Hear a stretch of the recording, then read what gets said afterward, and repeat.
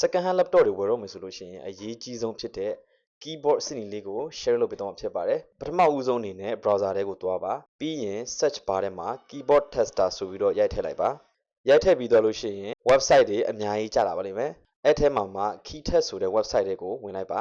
ဝင်ပြီးပြီဆိုတာနဲ့ကျွန်တော်တို့ screen ပေါ်မှာ keyboard ပေါ်လာပါလိမ့်မယ်ပြီးရင်တော့ laptop ပေါ်မှာရှိတဲ့ keyboard ပေါ်က key တစ်ခုချင်းစီတိုင်းကိုလိုက်နှိပ်ပေးပါ keyboard ပေါ်ကခလုတ်လေးတွေကကောင်းတယ်ဆိုလို့ရှိရင်အဖြူအောင်လင်းလာပါလိမ့်မယ်အကယ်၍မကောင်းဘူးဆိုရင်တော့ဘာမှလင်းလာမှာမဟုတ်ပါဘူး